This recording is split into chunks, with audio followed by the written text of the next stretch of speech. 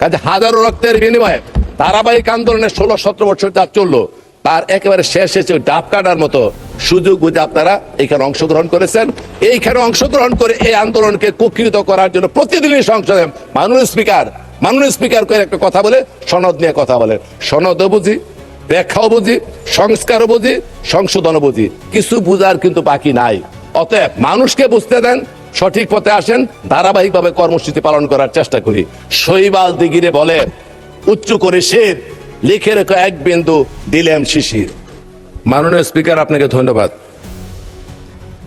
আন্তরিক কৃতজ্ঞতা আপনার প্রতি এই জন্য আমি গর্বিত যে ঢাকা বিশ্ববিদ্যালয় মহসিন হলে আমরা একসাথে ছিলাম। আপনাকে আমরা বলতাম স্লোগান মাস্টার। স্বৈরাচার বিরোধী আন্দোলনে আপনি স্লোগান দিতেন, আমরা সেই স্লোগানে অংশগ্রহণ করতাম। মাননীয় স্পিকার, সময় যা দিয়েছেন কথা বলা যাবে না বুঝতে পেরেছি, দয়া করে খেয়াল রাখবেন একটু। এবং এই ক্ষেত্রে আমি মাননীয় সংসদ নেতা, মাননীয় প্রধানমন্ত্রী দৃষ্টি সহানুভূতিশীল একটু দৃষ্টি দেওয়ার জন্য অনুরোধ করছি। মাননীয় স্পিকার, 1971 সন এর সাথে জিয়াউর রহমান জড়িত, 1975 সন জিয়াউর রহমান জড়িত, 1990 সন বেগম খালেদা জিয়া জড়িত, 2024 সন আজকের প্রধানমন্ত্রী সংসদ নেতা জড়িত। অনেক ব্যাখ্যা রয়েছে। এই প্রত্যেকটা রাজনৈতিক পরিমণ্ডলে রাজনীতির বাঁকের সাথে বিপরীতমুখী দ্বান্দ্বিক রাজনীতির জটিল সমীকরণের একটা সম্পর্ক রয়েছে। এই জটিল সমীকরণের সমাধান হয়েছিল জিয়া পরিবার এবং বাংলাদেশ জাতীয়তাবাদী দলের হাত ধরে। অতএব সংক্ষেপে যদি বলতে হয়, সামগ্রিকভাবে সমষ্টিগতভাবে জিয়া পরিবারের কাছে, বিএনপির কাছে গোটা জাতি, আমি ব্যক্তিগতভাবে এই সংসদ কৃতজ্ঞতা ভাষায় আবদ্ধ থাকার কথা। কারণ এই বাংলাদেশের ইতিহাস থেকে জিয়া পরিবারের ইতিহাসকে যদি কেউ বিচ্ছিন্ন করে দেখার, খণ্ডিত করে দেখার চিন্তা করে, তাহলে সেই কথাই মনে করিয়ে দেয়। একটি কথা আছে, রাজনীতি থেকে যদি ধর্মকে বাদ দেওয়া হয় তাহলে কেবলমাত্র চেঙ্গিসের রাজত্বই কায়েম হয়।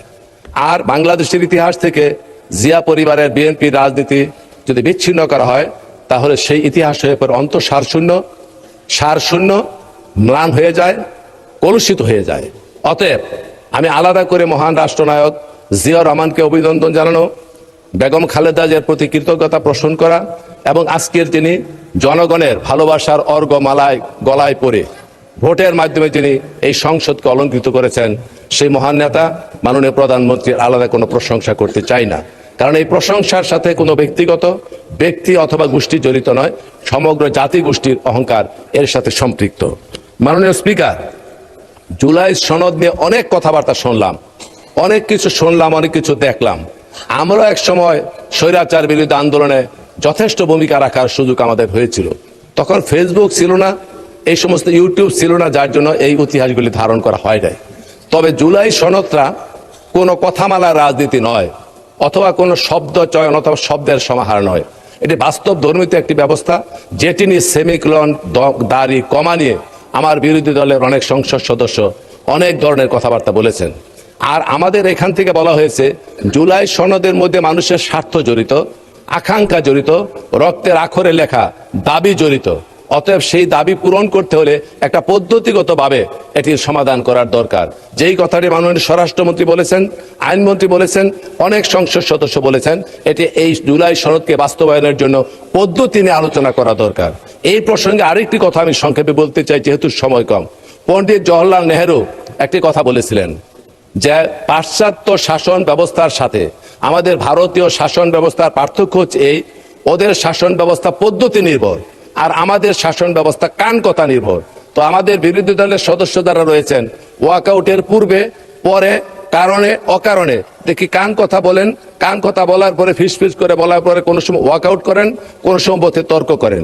এই প্রত্যেকটি কান কথা নির্ভর। কাজে বাস্তবতে আসুন, সমস্যার সমাধানের দিকে যাই, যাতে মানুষের আকাঙ্ক্ষার পরিপন্থী আমরা কোনো কাজ না করি, সেই জন্য লক্ষ্য রাখবো। মাননীয় স্পিকার,